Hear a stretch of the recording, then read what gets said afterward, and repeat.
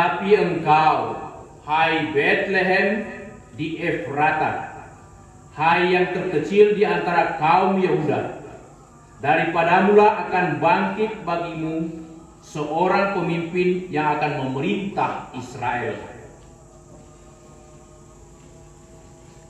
Segenap jemaat Kristiani yang dikasihi Tuhan, Natal adalah peristiwa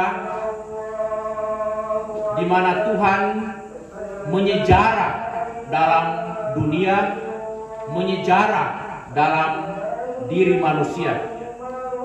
Itulah yang kita sebut inkarnasi. Inkarnasi adalah bahwa Allah mau datang ke tengah-tengah kita dari tempat yang sangat tinggi, yang sangat mulia, yang disebut dalam filsafat transenden, kemudian turun ke bumi, tinggal di tengah-tengah kita, umat manusia, kendati kita berdosa. Itulah yang disebut imanen. Jadi di satu pihak Allah begitu tinggi, begitu mulia, tetapi di pihak lain Allah begitu dekat, begitu akrab dengan kita, kendati kita berdosa, kendati kita banyak kesalahan, kendati kita banyak kelemahan, tetapi satu kata kunci, Allah mau menjadi manusia, Allah berinkarnasi karena kasih yang begitu besar kepada kita manusia, kepada dunia.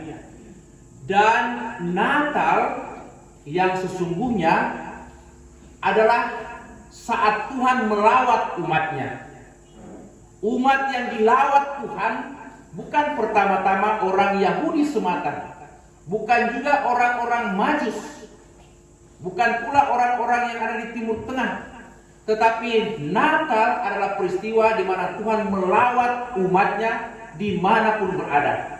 Ini berarti Natal itu bersifat universal, Natal untuk semua orang.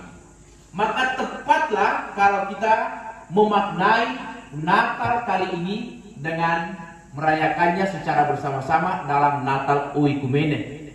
Kendati kita sudah melaksanakan itu bertahun-tahun, berkali-kali, beberapa tahun yang silam sejak adanya umat Kristiani hidup berdampingan. Tetapi lebih pada kita mau memaknai apa sebenarnya makna Natal itu. Tadi sebelum memulai ibadah dan perayaan ini, saya berbincang dengan Bapak Pendeta kita ini yang penuh dengan sikap keramahan, yang betul-betul seorang pelayan yang terbuka.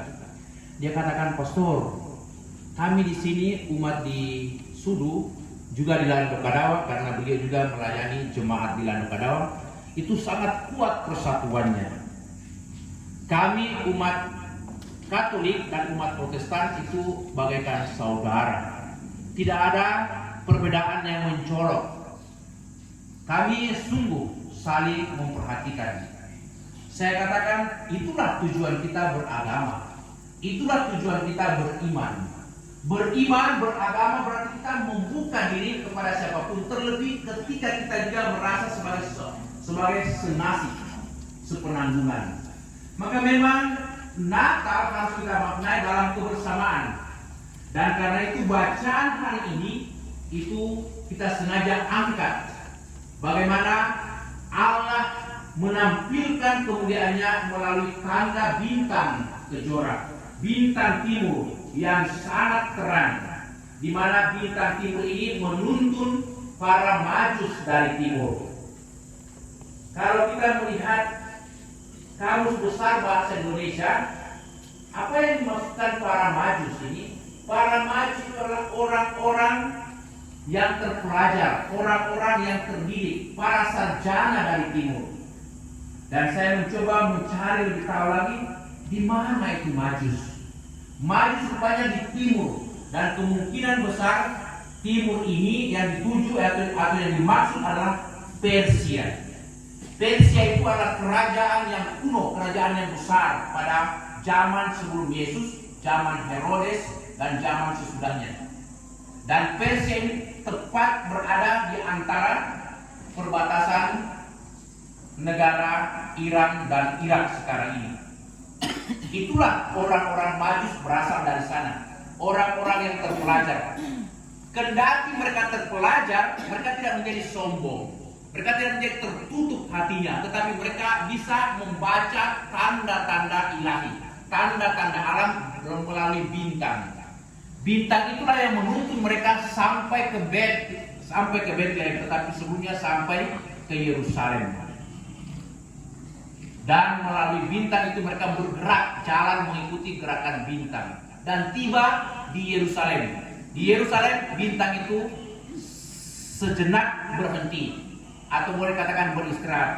Dan mereka ini bingung, mau kemana kita ini? Kita ada di kota besar ini, di Betlehem, di Yerusalem.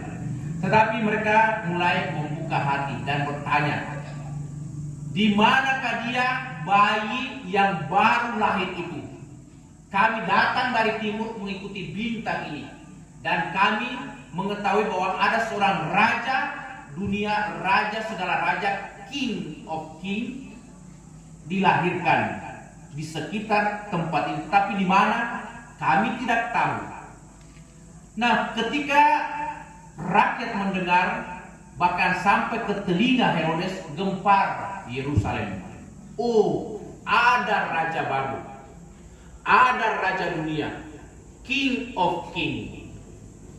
Sehingga mereka mulai bertanya-tanya, di manakah raja itu?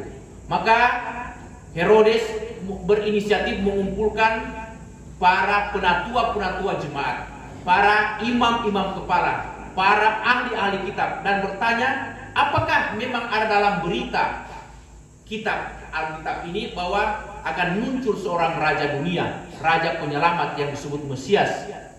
Dan para penatua, imam kepala, serta para ahli-ahli Taurat, ahli kitab mengatakan, ya, memang benar.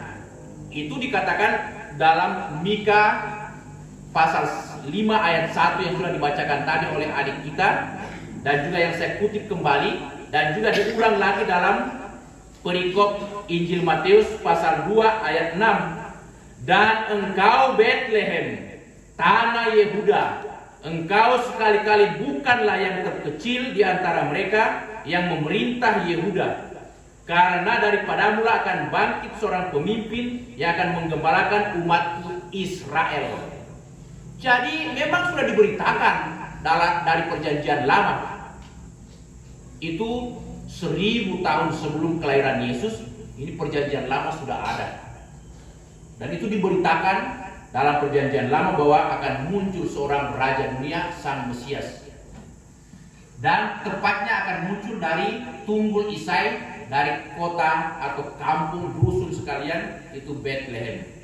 Nah, sekarang kita bertanya, kenapa mesti di Betlehem, di tanah Efrata? Kenapa bukan di Yerusalem, sudah terkenal tempat itu? Kenapa bukan di Kapernaum, itu juga terkenal? Atau kenapa bukan di wilayah Yudea atau Galilea, atau di tempat-tempat yang lain? Kenapa di Betlehem? Saya tidak tahu, kita tidak tahu. Tetapi kalau kita kembali kepada kamus besar, apa itu arti Betlehem? Dalam bahasa Ibrani, Bait Laham. Bait Laham berarti bait itu rumah. Kalau dalam bahasa Arab, baitun, ya, itu rumah. Laham atau lahma itu daging anak domba, atau anak domba yang kecil. Nah, bait anak domba, rumah daging anak domba atau rumah anak domba, di mana Yesus sendiri adalah anak domba yang dipersembahkan untuk menebus umat manusia yang berdosa. Maka Betlehem adalah kota suci selain Yerusalem, kota di mana kelahiran Sang Juru Selamat, anak domba, Bait Laham atau Betlehem. Nah, itu mengenai Betlehem. Tetapi kita mendengarkan di sini orang Majus dari timur yang sebelumnya belum beriman Kristiani, tetapi ketika melihat bintang timur, bintang kejora, Mereka berjalan mengikuti gerak bintang. Dan mereka terbuka hatinya karena mereka adalah ahli nujum atau juga sarjana perbintangan. Mereka tahu, oh ini ada sesuatu yang istimewa. Kita mesti pergi melihat. Dan betul mereka tiba di tempat di Bethlehem.